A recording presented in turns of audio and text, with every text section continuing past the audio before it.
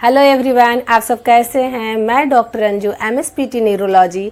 आज हम सब डिस्कस करेंगे रेडियल नर्व इंजरी।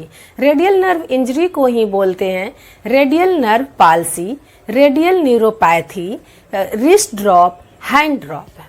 तो उससे पहले हम लोग ये डिस्कस कर लेते हैं कि रेडियल नर्व क्या होता है। What is radial nerve? Radial nerve आपकी सर्वाइकल वर्टिब्रा से निकलती है, वो आपकी जाती है arms, four arm, hand, rings, wrist और फिंगर्स तक एक्सटेंड होती है, जाती है। ये जो होती है निकलने के बाद ये आपकी आर्म्स के बैक साइड से जाती है और ये lateral side of the elbow joint की तरफ जाती है और यही एक्सटेंड आपकी फोर आर्म में, रिस्ट में, हैंड में और फिंगर्स में एक्सटेंड होती है।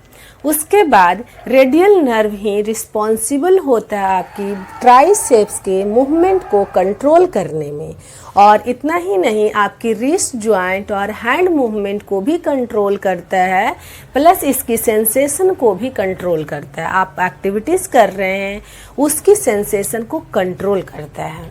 अब आता है next, radial nerve injury. Radial nerve injury जिसको हम रेडियल न्यूरोपैथी भी बोलते हैं, रेडियल नर्व पाल्सी भी बोलते हैं, हैंड ड्रॉप, रिस्ट ड्रॉप भी बोलते हैं। तो अब नेक्स्ट आता है कि ये होता कैसे है, इसकी क्या कॉजेज है जिसकी वजह से रेडियल नर्व इंजरी हो सकता है। तो सबसे पहले आता है फिजिकल ट्रॉमा। किसी को फिजिकल ट्रॉमा हो रखा है, मीन्स कोई ट्यूमर वगैरह हो गया है आपकी आर्म्स के नीचे या ऊपर, तो उसकी वजह से भी रेडियल नर्व इंजरी हो सकता है। ह्यूमरस में ह्यूमरस बोन यहाँ प्रेजेंट होती है, ह्यूमरस बोन में आपकी फ्रैक्चर हो जाएगा तब भी रेडियल नर्व इंजरी हो सकती है। आप सो रहे हैं गलत तरीके से, ऑकवर्ड पोजीशन में आप सोए हैं, मीन्स गलत तरीके से सोए हैं, तब भी रेडियल नर्व कंप्रेस होकर के इंजरी हो सकती है। नेक्स्ट आता है कि जो प्रेशर होती है, आप कभी ऐसा होता है कि आप रात में सो रहे हैं, टीवी देखते देखते सो जाते हैं, कई लोग ड्रिंक करते हैं, जहाँ जगह मिलता वहाँ सो जाते हैं। तो वैसे कंडीशंस में यदि हाथ आपका सोफे के बाहर चला जाता है या चेयर के बाहर चला जाता है तो रेडियल नर्व जो होता है वो कंप्रेस हो जाती है, उसकी वजह से भी रेडियल न्यूरोपैथी हो जाता है।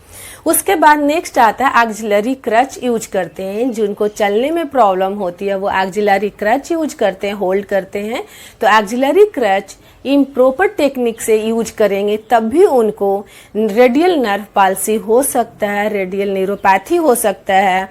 और वो कई बार ऐसा होता है कोई गिर जाते हैं, उसकी वजह से भी आउट स्ट्रेच हैंड में चले जाते हैं, तो उसकी वजह से भी आपकी रेडियल नर्व इंजरी हो जाती है। लॉन्ग टर्म तक आपकी रिस्ट जॉइंट में कंस्ट्रिक्शंस रहता है, तो उसकी वजह से भी आपकी रिस्ट ड्रॉप, हैंड ड्रॉप हो सकता है।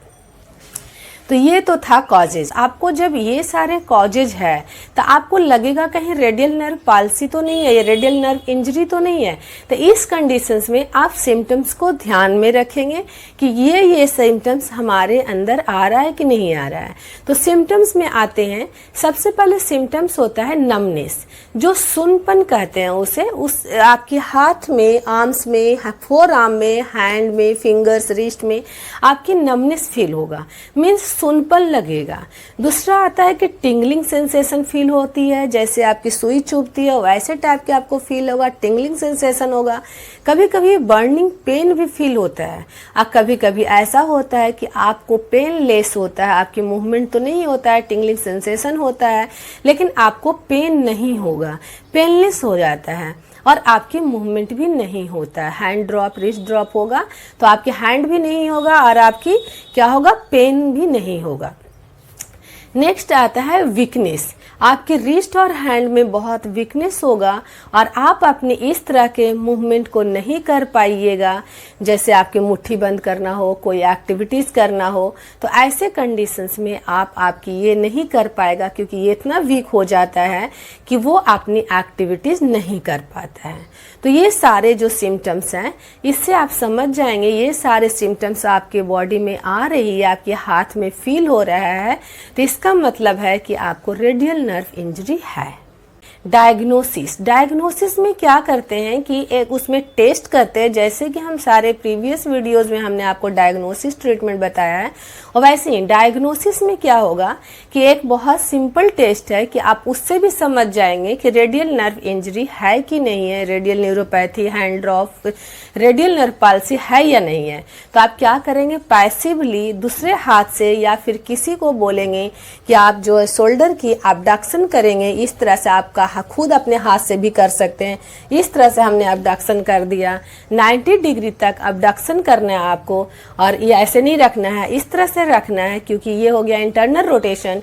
जब आप इस तरह से रखेंगे उसके बाद आप होल्ड करने बोलेंगे पेशेंट को कि इस तरह से होल्ड करो, तो वो पेशेंट होल्ड नहीं कर पाएगा। जब उसको रेडियल नर्व इंजरी होगा या रेडियल नर्व पाल्सी होगा, न्यूरोपैथी होगा, तो वो क्या करेगा, इस तरह से अबडक्शन करके नहीं रखेगा 90 डिग्री पर।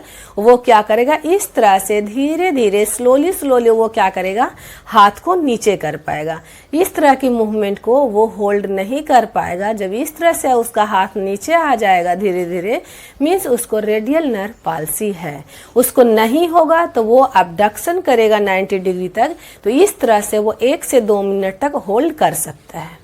और नहीं कर पाया मीन्स धीरे धीरे इस तरह से गिरता चला जाएगा, मीन्स रेडियल नर्व पाल्सी है या न्यूरोपैथी है, मीन्स रेडियल नर्व इंजरी हो सकता है। ये था आपका डायग्नोसिस, जिससे आप समझ जाएंगे कि रेडियल नर्व इंजरी है या नहीं है। नेक्स्ट आता है ट्रीटमेंट। ट्रीटमेंट में मेडिकल ट्रीटमेंट भी आता है आपका, सर्जरी भी आता है, फिजियोथेरेपी ट्रीटमेंट भी आता है। तो ये सारे ट्रीटमेंट हम डिस्कस करेंगे नेक्स्ट वीडियो में। और ये वीडियो आपको अच्छा लगा होगा तो लाइक कीजिएगा, और जिन्होंने सब्सक्राइब नहीं किया अभी तक वो इसे सब्सक्राइब कर लीजिएगा। और आप सब चाहते हैं कि कोई स्पेसिफिक मैं वीडियो डालूं तो आप हमें कमेंट बॉक्स में सजेस्ट कर सकते हैं। थैंक यू, धन्यवाद।